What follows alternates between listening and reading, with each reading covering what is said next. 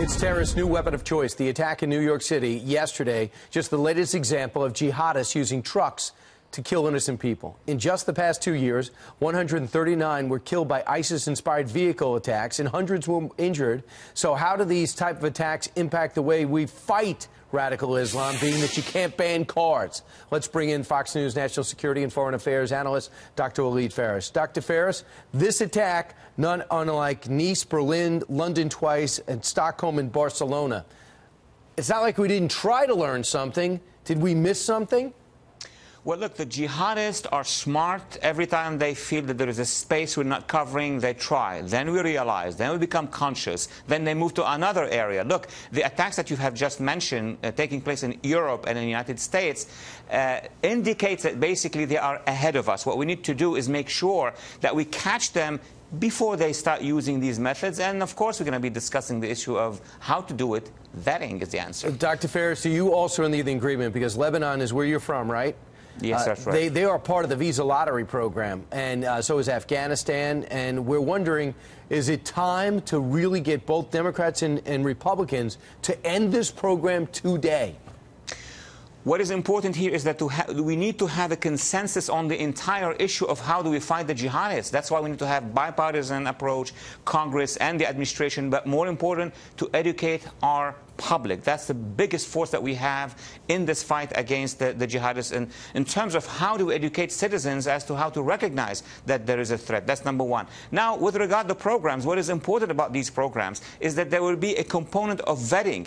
Should it be lottery? Should it be even normal visa? If you want to go and get a visa from any country around the world, not just those specific countries, you may be a jihadist as well. So what is missing is basically this one program of vetting that we need to establish, which unfortunately, Brian, as you know, for the last 8 years and a half, or maybe 9 years, the previous administration did not choose to have vetting. Dr. Phares, if I put you in this room right now with the killer, with the killer who's recovering from an injury, what questions would you ask him to try to get to the bottom of what his motivations was to stop the next attack? Well, the question should have been before, because now he would know that it is about the case. If it had been before, I would ask him or officers would ask him many questions about his ideological beliefs, about his vision of the world. There will be enough terminology that actually Europeans and now Arab and Muslim countries are using abroad to understand that if he is a project of a jihadist. So it's very interesting in that I guess he would say he failed because he didn't get killed and martyred. And I just read the report from you last week with the complaints from the underwear bomber. He doesn't like prison.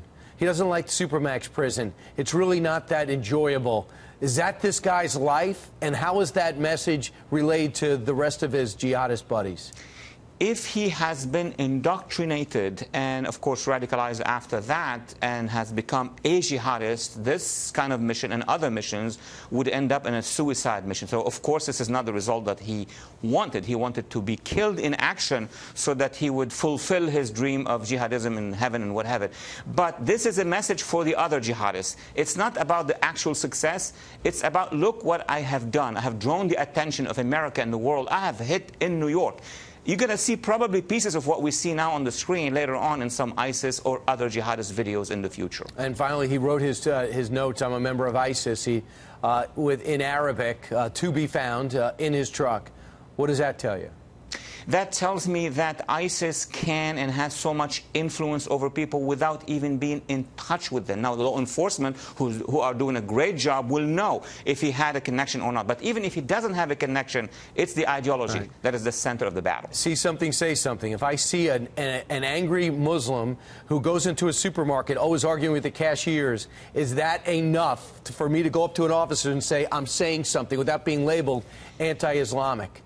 If you just see someone who's angry and from a religious community, that is not enough. What you need to hear, and that's why the government has the obligation to tell you about the terminology that the jihadists use. If you hear that and you see somebody who is violent, acting as violent, then you are in all your rights. Even in the Arab and Muslim world, if people use that terminology, of course the government will be very interested in them. All right. Thanks so much. Walid Phares. We'll continue to talk every time this happens and try to adjust before they do.